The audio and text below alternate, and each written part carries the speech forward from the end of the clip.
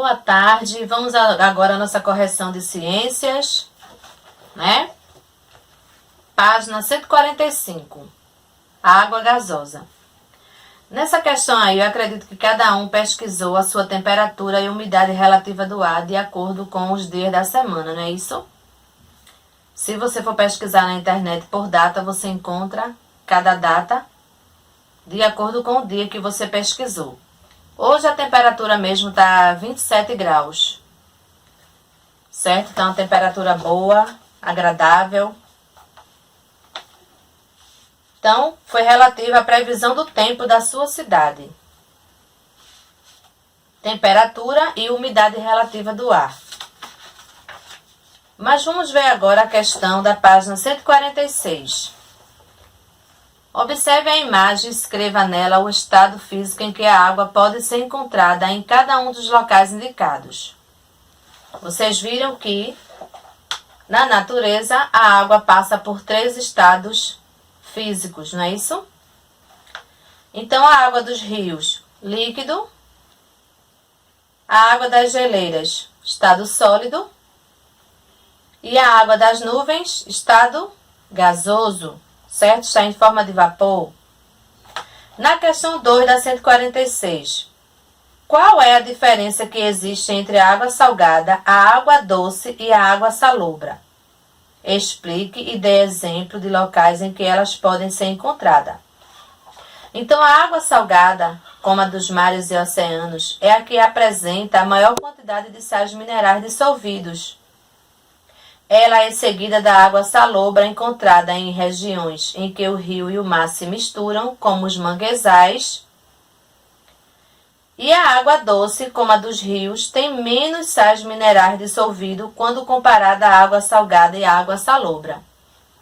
Então, existe baixa salinidade, a água doce, média salinidade, a água salobra e alta salinidade, a água do mar. Por quê? Porque contém mais sais minerais. Questão 3. A propriedade da água de dissolver substâncias é chamada de quê? Se você marcou solubilidade, ok, acertou, certo? Quem dissolve é a solubilidade. Quarto. Agora você já sabe o porquê de o mar morto ser chamado assim. No entanto, se você tivesse que dar outro nome a esse corpo de água, qual seria?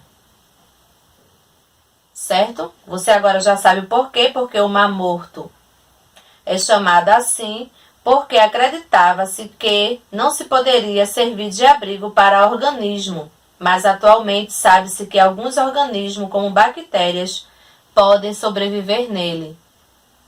Ele não é tão morto quanto se pensava, ok? E as pessoas conseguem flutuar nele devido à quantidade de sal existente. Mas essa questão é uma questão pessoal, cada um criou o seu nome de acordo com as suas ideias e reflexões.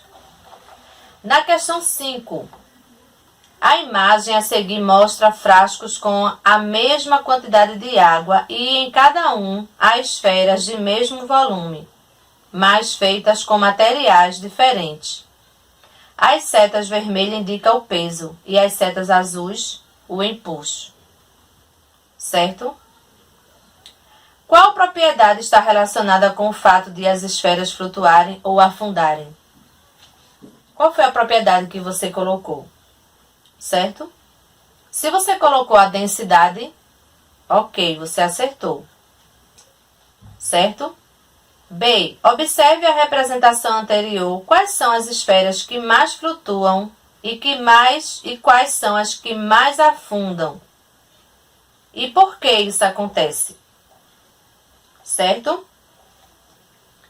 O que acontece? As esferas que mais flutuam são a de cortiça e a de madeira. Por quê? Porque são mais leves. Certo? São menos densas. Cortiça e madeira. Isso acontece porque esses materiais são menos densos que a água. Já as esferas que mais afundam são as de alumínio e de chumbo, pois são mais densas que a água. Por quê? Porque tem mais peso que a água, então elas conseguem afundar. certo? Quais forças estavam envolvidas na posição das esferas na água? Na questão C. Se você colocou em relação ao peso e ao empuxo, você acertou, certo? As forças envolvidas são peso, de cima para baixo, e empuxo, de baixo para cima. Ok? Questão 6. Leia a seguir o trecho de uma notícia sobre o tempo no Mato Grosso do Sul. O feriado será de sol forte, calor e índice de umidade relativa do ar entre 30% e 40% nas horas mais quentes do dia, principalmente no sul, leste e no interior do estado, incluindo a capital, Campo Grande. De acordo com o trecho da reportagem, a umidade do ar estará entre 30% e 40% no feriado. Sobre isso, responda às perguntas a seguir no caderno.